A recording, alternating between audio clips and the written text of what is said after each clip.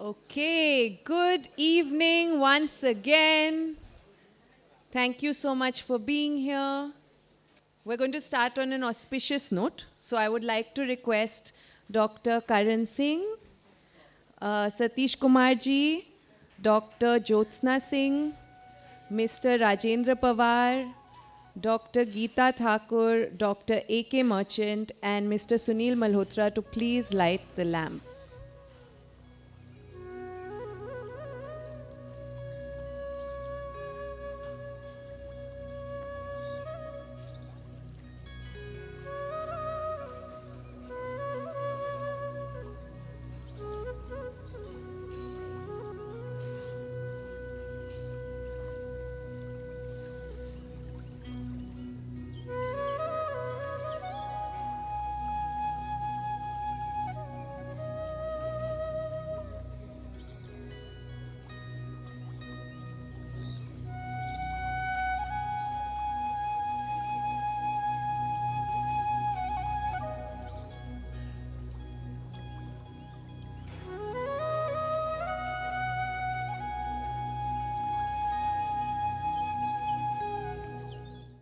It seems like the lighting of the lamp was our first opportunity to innovate, to collaborate, and to find solutions in whatever happens. So thank you for everybody for bearing with that and for, leaning in.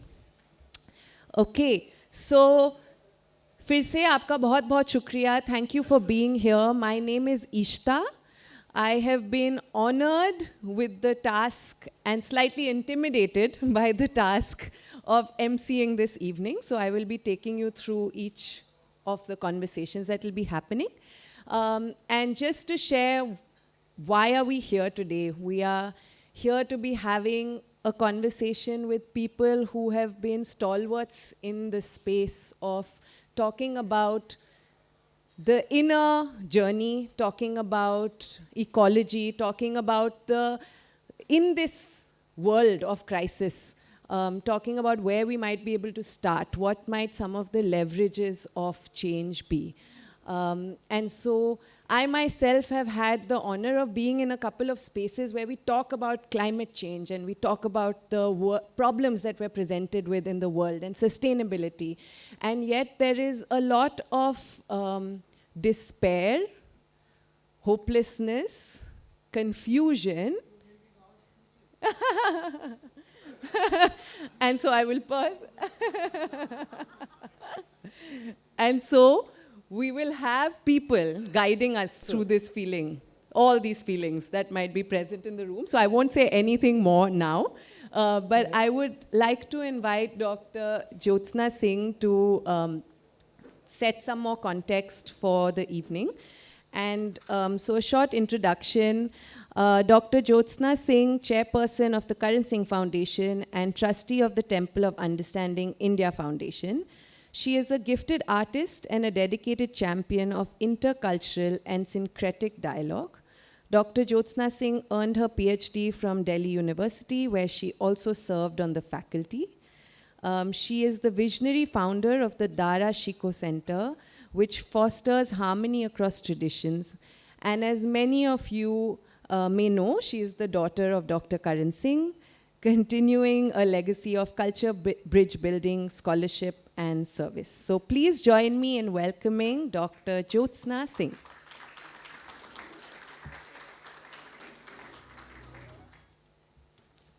Good evening, everyone. Namaskar. Very, very warm welcome to you all to this evening's program. We are very, very pleased to have Satish Kumar ji here, who is a kind of living example of what peace in personal life, as well as being able to become a kind of community leader in peace can be, with complete commitment.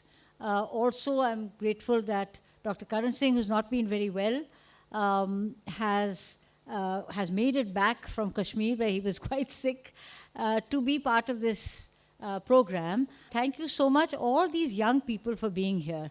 Rajendra Pawar ji with NIIT and Dr. Geeta Thakur from Manav Rachna University. thanks to you, we are seeing young people in the audience. There are very few gray heads over here. It's all, younger people. So this is something that some of the trustees of our foundation, the Karan Singh Foundation, is comprised of 6 young trustees. And I'm the chairperson, but there are 3 of them are here, and they've always been asking me कि आप तो सिर्फ एक दूसरे से बात करते रहते हो, you're talking to the converted. आप जब तक यंग लोगों को इस कॉन्वर्सेशन में नहीं लाएंगे, तब तक आपकी बात ऐसे ही चलती रहेगी and it won't have any effect. And we are very grateful for all of you young people to have taken time out. You are the future of this country. And if you are convinced that what these stalwarts have been talking about, have spent their life talking about, the inclusivity, the importance of taking people with you, the importance of not thinking that you are the only people with the point of view, being able to carry others with you. And this idea now, and of course, somebody was saying about what a terrible state the world is in. We all know that. But die-hard optimists and people who are talking about hope now, we need to really focus on hope and on action. And for that, आप ही लोग हैं जो इस चीज़ को कर पाएंगे. आपके जो mentors हैं, डॉक्टर राजीव पवार जी हैं या गीता जी हैं, ये तो मेंटर करते हैं आपको, मतलब उन्होंने आपको साथ में लेके चलने के लिए प्रेरित किया है, लेकिन आगे तो आप लोगों को ही चलना है. So I would on behalf of the Temple of Understanding India Foundation, of which Dr. A.K. Merchant is a tireless worker, and all the trustees of the Karan Singh Foundation, I welcome you very warmly to this evening's program. I just want to say that the Karan Singh Foundation is going to start a mentorship program of a fellowship, which we will have 4 fellowships annually, and we can talk about that later. But basically, it's to take forward the work that these wonderful people have spent their lives doing. So thank you very much, and welcome again. Thank you. And before we go ahead, if we haven't already, a housekeeping reminder, apne phones please silent pe kar lijiyega. You can feel free to take photos, so you don't have to switch it off completely, just keep it on silent. And with that, the rest of the event is going to be in 2 segments. In the first segment, pehle segment mein we will hear from both of them. They will be sharing with us. And second segment mein hum open up karenge for dialogue. So there will be more conversations. So please listen in, listen keenly. Agar aisa kuch hai jiske bare mein aap aur janna chahein, please make sure to ask questions. And we will, of course, be encouraging the youth present today to be asking those questions. So with that, I would... it's my honor to invite someone who needs no introduction and has graciously agreed to preside over this special evening. A truly distinguished statesman, scholar and philosopher, Padma Vibhushan Dr. Karan Singh is easily the most erudite and accomplished personality of India. He is a rare combination, deeply philosophical on the one hand and a spirited statesman on the other. Dr. Karan Singh has been the longest serving political figure of independent India and is the only parliamentarian to have held office for 40 years before his retirement in 2019, all without drawing a salary or occupying government accommodation. He was India's ambassador to the US in 1989. He is an eminent educationist, environmentalist, and a towering authority on Indian spiritual systems. His PhD thesis was on the political thought of Sri Aurobindo. Dr. Karan Singh joined the cabinet of Indira Gandhi in 1967 at the age of 36 and has headed several ministries, including tourism, civil aviation, health, and education.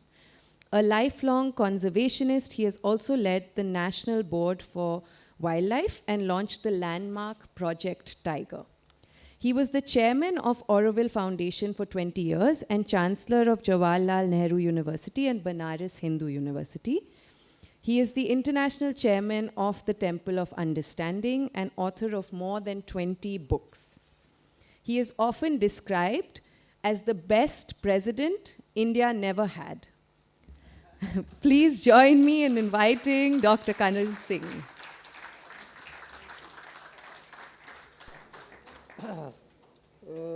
Shri Satish Kumar ji, Sunil Malhotra, Shri Rajendra Pawar, Dr. Geeta Thakur, Jyotsna Singh, and other members of the core committee, representatives of the press and electronic media, dear students and distinguished members of the audience.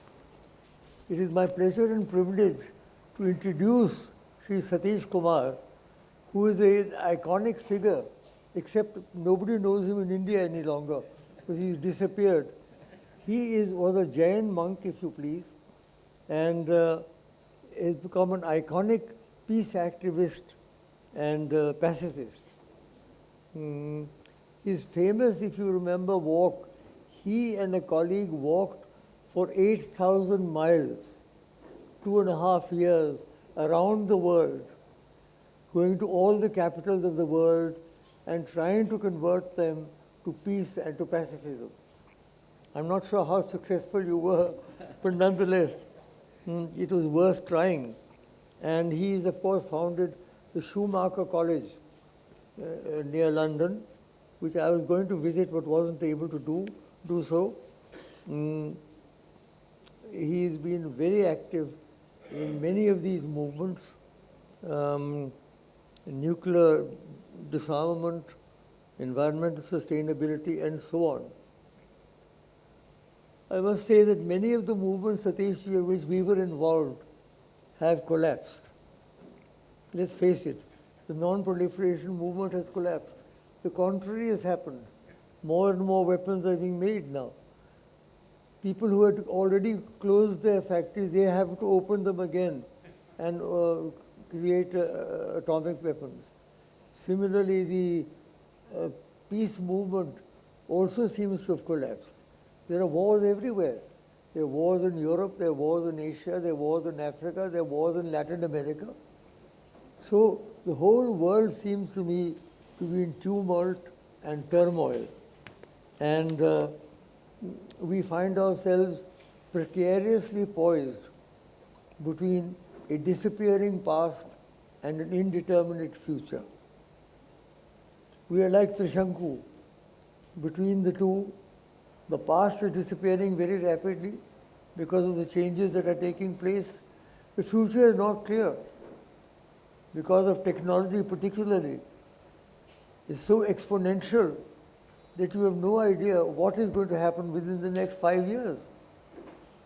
At one stage, 10 years was considered to be a sort of, as it were, a whole family of technology. Now it's changing every 2 years.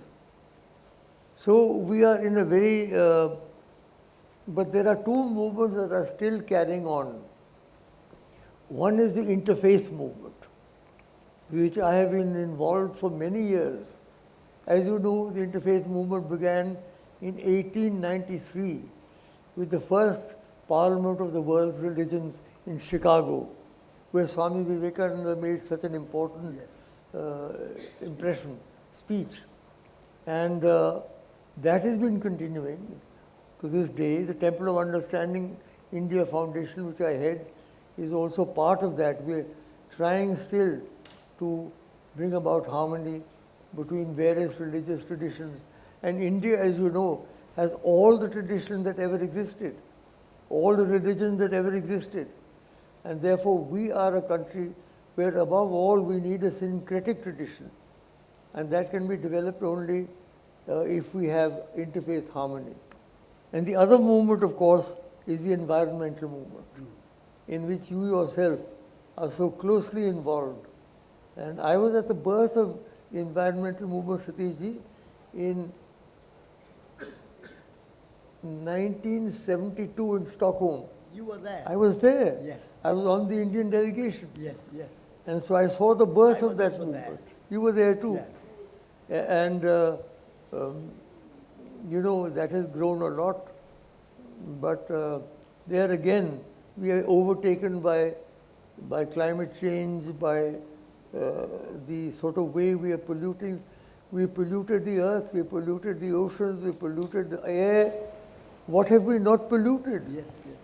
As a race, the human race has done more damage to the planet than any other race before.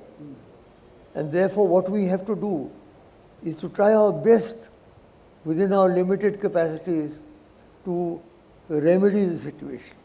And particularly, I would like to address the younger generation. I'm so happy to see so many young people here. Welcome all of you. Give a big hand to the young people who are here.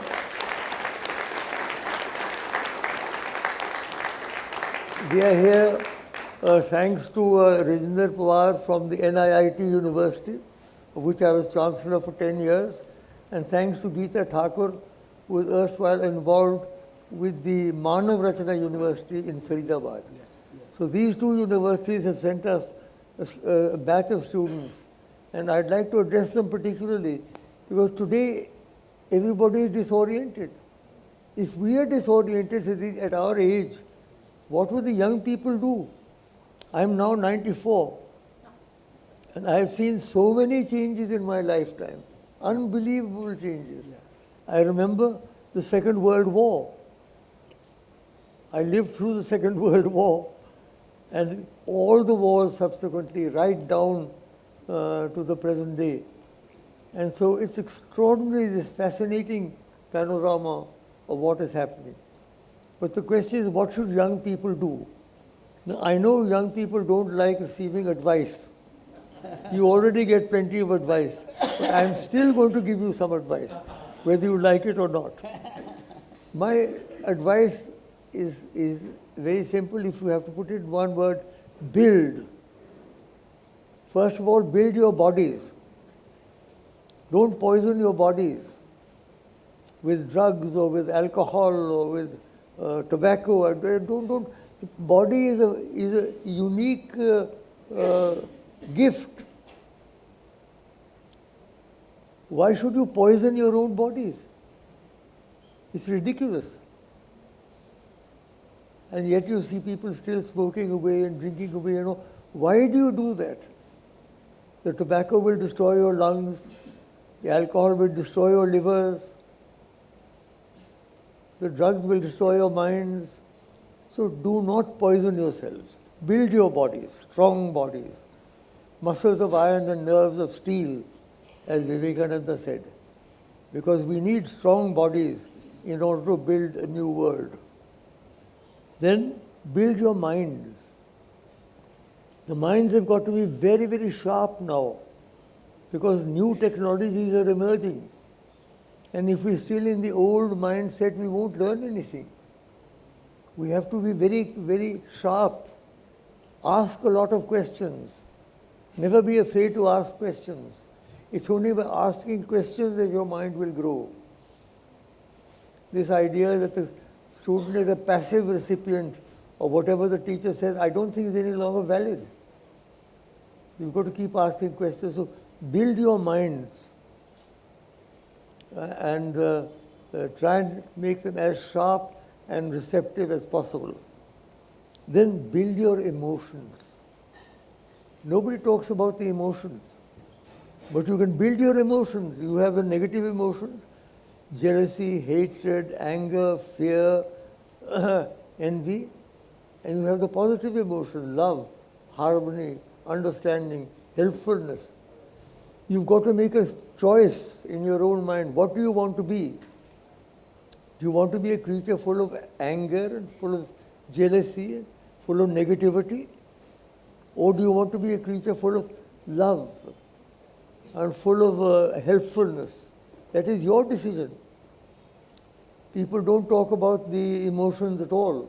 They assume the emotions will come. They won't. In the same way as you train your body and your minds, you've got to train your emotions. And finally, your spirituality. So inner power. Ultimately, that is the only thing that is going to count in the long run. You know, in the long run, of course, as Lord Acton says, in the long run, we are all dead. But I'm not talking of that long a run. As long as we can run, Let us run with a certain amount of creativity and develop the spirituality within you. Everybody's got a spiritual core. Ishvara sarvabhutanam hriddeshe tishtati. The Lord resides in the heart of all beings, regardless of caste or creed or religion or nationality. There's a divinity within each individual. That you've got to develop. There are many paths, there are many religions, there are many faiths, there are many techniques.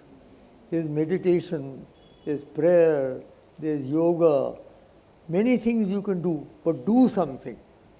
Don't live only on the surface of your life. Live within also.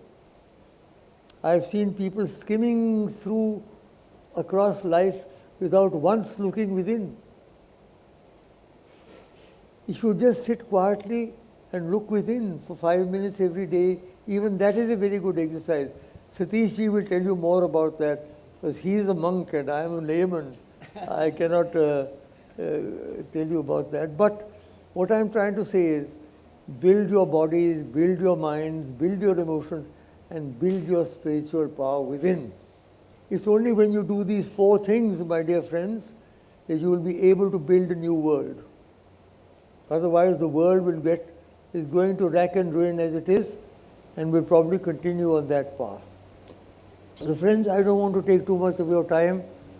Despite saying that you don't like advice, I gave you some for what it is worth. And I will now call upon Satish ji to please address the audience and give us the benefit of your wisdom and your unique experience. Thank you. Thank you.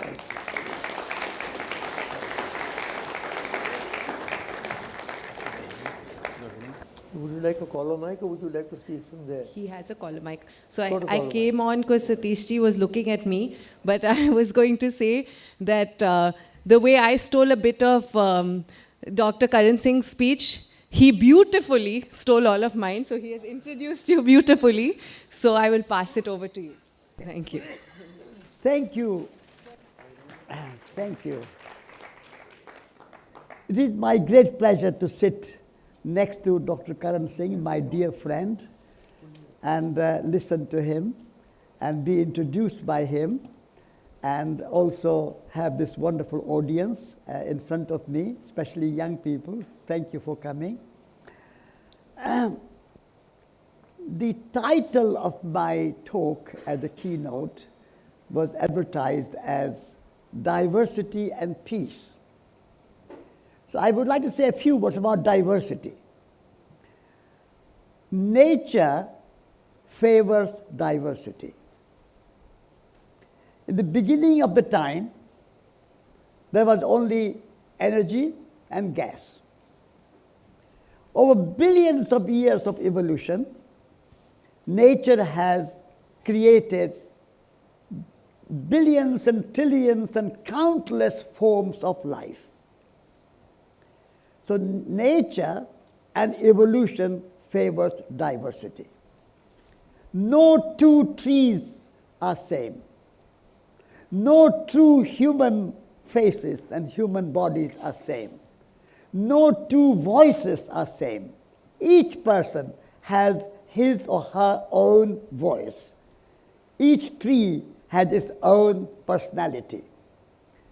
Each animals have their own personality. So diversity. I was, as Dr. Karan Singh said, a Jain monk. And the Jain monks believe not only the diversity of life, biodiversity, but diversity of truth. We call it anekantvad, no one truth. Each and every one of us have our own particular point of view. Each one of us see things in our own way. This is wonderful. It's beautiful. The diversity is the cardinal principle of evolution and nature. But unfortunately, our modern industrial society, industrial civilization is trying to create uniformity. Instead of diversity, celebrating diversity, We are trying to create uniformity. And I think diversity leads to peace. And uniformity, the idea of uniformity, that everybody should be the same. Everybody should follow the same political principles, same economic system, same architecture, same industrial goods, same. I think, and when you don't follow a particular ideology, then you are wrong. If you don't follow a particular economic system, you are wrong. So at the moment, the world is following a path of uniformity. Every country in the world, whether you are a Muslim country or a Hindu country or a Christian country or a communist country or a capitalist country or socialist country, whatever your ideology, you are following one basic principle of uniformity, that everybody wants economic growth. And same kind of economic growth. Same kind of economic. Wherever you go New York or New Delhi, high-rise buildings, the same. You don't see what is New Delhi, what is New York. If you don't know the name, it will be the same. If you go to Paris or Beijing, the same. So uniformity of architecture, uniformity of dress. Everybody wear the same blue jeans. Everybody same kind of clothing, same kind of McDonald's food, same kind of Coca-Cola, or same kind of whatever. So this uniformity, and if you don't follow uniformity, then there's a kind of war, conflict. So I would say that if you want peace in the world, celebrate diversity of life. Diversity of economic systems, diversity of political systems, diversity of religions, diversity of philosophies, diversity of scientific inquiries, diversity in every single field of life should be celebrated.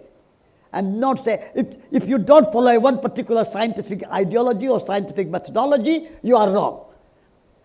Science is good, but also spirituality, as Dr. Karan Singh said, is necessary. Also, poetry is necessary. Also, art is necessary. We need everything in life. We don't just science, technology, or religion.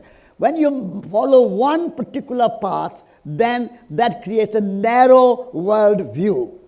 So, I would say truth diversity is a very beautiful word according to Jain principle, anekantavad, and shadvad, which means maybe what you are saying is true, maybe your idea is true. Shad means maybe. So maybeism, maybe it's true. So I think I would like young people to learn about this truth diversity, this anekantavad and shadvad, that we should celebrate different ideas. We always talk about freedom of opinion, freedom of ideas, but we don't follow it. You read all the newspapers, they follow the same kind of principles, same kind of news, same kind of critical and analytical approach. So I think this is leading to wars. And so if you want peace, celebrate diversity. But diversity is not opposite to unity. Unity and diversity dance together. So how do what is the unity principle? The unity principle is non-violence, love. Whoever you are, whether you are, when I was walking, as you said, around the world, I went to Muslim countries, I said, you are Muslims, I love you. Then I went to Christian countries, I said, you are Christians, I love you. Then I went to communist countries, Soviet Union, Moscow, I said, you are communist, I love you. Then I went to capitalist countries, Germany, France, England, America, I said, you are capitalist, I love you. Then I went to Buddhist country, Japan. I said, you are Buddhist, I love you. So non-violence, love unites. So if you want unity, love everyone. Whoever you are, no enemies. Everybody is a human being. Every bird is a beautiful living creature. Every tree is wonderful. All weathers are beautiful. Love everything. Unconditional, unjudgmental. Love. So love unites and truth diversifies. Ahimsa, satya. In Jain tradition, we put ahimsa first. Ahimsa, satya. Satya. Truth does not come first. Truth second. Love first. You love first, then you understand your truth. Your truth, that's fine. I accept it. Then we can have a dialogue. We can have a conversation, and we can see whether we can agree or disagree, or whether I can learn from you or you can learn from me, or we can take or give, or if we don't take or don't give, still we love you. So that's my idea of diversity and truth go together, and then love and ahimsa go together as a unity. And if we have that love, as you said, build your body, build yourself, love yourself. If you don't love yourself, you don't take care of yourself, you're not going to take care of the world. But then the second step is to love everyone. As you love yourself, love everyone, irrespective of their nationality, their religion, their culture, their political system, their economic system, they are rich or poor or black or white or man or woman, whoever you are, we love you. So that's the kind of second step, is to love all humanity. And the third step is love nature. At the moment, we see nature only as a resource for the economic growth. And we see humans as a separate from nature. Nature means trees, mountains, forests, rivers, birds, they are nature. We humans are not nature. I think this is a fundamental mistake of our modern life. I would like to say, if you want to really have peace in the world, you have to make peace with nature. At the moment, we are at war against nature. We are destroying, as Dr. Karan Singh said, we have polluted our oceans, we have polluted our rivers, we have polluted our air, we are polluting our soil. We are using nature as if it's only a resource for making more money, making more profit, and making more buildings, making more airports, making more roads. But nature has no other value. So having this deep ecological perspective, the nature has intrinsic value. And humans are not separate from nature. We are as much nature as the mountains and the forests and the rivers and the animals and the birds and insects are nature. Nature simply in English means natal. Nature means natal, nation, native, which means birth. If you are Indian native of India, you are born in India. If you are native of any other country, Nepal or China, you are born in China. So native and nature come from the same root. If you a mother is pregnant with a child, then she will say prenatal check, postnatal check. Natal means birth. So whatever is born is nature. So we are all nature. If we can realize that, and then we can take care of ourselves, take care of all human beings, and take care of the natural world. That's the kind of, as you said, environmental movement is strong at the moment, and because of what nature is bouncing back, and climate change, global warming, carbon emission, all those are creating more and more problems for the world. Humanity cannot live peacefully, happily, joyfully if we do not have a flourishing, beautiful nature. And in our Upanishads we say, Isha vashyamidam sarvam yatkincha jagatyam jagat tena tyaktena bhunjitha ma gridha kasyat vidhanam. I think young people should all study Isha Vashopanishad. If you want to be an ecologist, if you want to be an environmentalist, if you want to take care of nature, if you want to if you want to address the problem of climate change and global warming, study Isha Vashopanishad. Answer is there, that nature is sacred, nature is divine, and we should take from nature only what is our essential need and not our greed. As Mahatma Gandhi said, there is enough in the world for everybody's need, but not enough for anybody's greed. And at the moment, whole world is following the path of greed growth. Economic growth is a growth in greed. And therefore, if we want to really have diversity and peace in the world, then we have to embrace nature and deep ecology. Deep ecology versus shallow ecology. It was the Arne Nash, who was a great follower of Mahatma Gandhi and always walked in the mountains of Himalayas and came to India. And he learned from India the idea of deep ecology, which means that nature has intrinsic value. Nature is not valued only in terms of how nature is useful to humans and how it can kind of create your economic growth.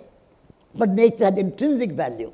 So if we can embrace that, and if India can follow a path of more ecological and more holistic and more kind of diversity-based economic system and a political system, I think India can lead the way for the world. Because India has Ishavasya Upanishads, India has Mahatma Gandhi, India has Buddha, India has Dr. Karan Singh, India has many, many wonderful prophets and teachers and books and so on. So, but we have forgotten in our modern education, it's only education of the head. We started Schumacher College in England for education of head, education of heart, and education of hands. But in our universities now, you are only educated in your head. Heart, as Dr. Karan Singh said, the qualities of the heart, emotions, love, courage, fearlessness, being prepared to take risk. You mentioned I went around the world 8,000 miles without a single penny in my pocket, without a single rupee. That needed courage, that needed trust, that needed heart. It's not just the mind, it's the heart. You have to courage and trust everybody. But in our young people are growing today without enough courage. And without courage, there is no, you are educated and then you say, now somebody should give me a job. Government should give me a job. Business should give me a job. Industry should give me a job. I would like to say to you young people, go out of university and don't seek a job. Create your own job. Create your own job. Because if you are going to work in a big factory, you are going to be a servant. I mean, you get money, but you don't get your creativity, your imagination, your courageous action. So at Schumacher College, we say that when you go out of Schumacher College, don't seek a job, but create your own job. Be your own boss. Be your own CEO of life. Your own life, CEO of all life. So that is a kind of message that we, and also in our education, you are not only learning the head education, no heart, no hands, you don't learn anything, you don't learn to build, to cook, to garden, to grow, to make anything with your hands, to make a pottery, to make furniture, nothing is taught with the hand. Only thing you learn maybe is 2 thumbs to use your smartphone and nothing else. But these 2 hands are a miracle. These 2 hands can build this house. These 2 hands can build this furniture. These 2 hands can grow food. These 2 hands are miracle. But our universities are saying, oh, no, 2 hands are just useless. Just go and make a factory, produce everything, and your hands don't need to make anything. And a head, like we have 2 hands, 2 legs, 2 eyes, 2 ears, we have 2 brains. The left brain and the right brain. You, in your most of the universities, whether it's a Jawaharlal Nehru University or Oxford or Cambridge or Harvard or Yale, any university, I have seen all those universities, they are only educating half head. Governments and industry are spending billions and billions and trillions of rupees and dollars and euros and pounds year after year to train only half head. Left brain. Left brain is a brain of administration, management, kind of measurement, quantity.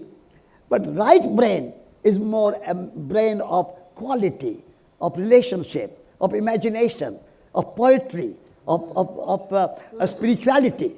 And our education don't teach anything of that kind. So we started Schumacher College in England to have education of head and both hemispheres of the head, left brain and right brain. And then heart, courage, compassion, kindness, generosity, love, courage. That's very important. Every person coming out of university and college should be courageous and say, I can do what I want. I can change the world. I can lead the world. That's the kind of education we want. And then hands, you should be able to grow. Every school in our world should have a garden. Every university should have a field.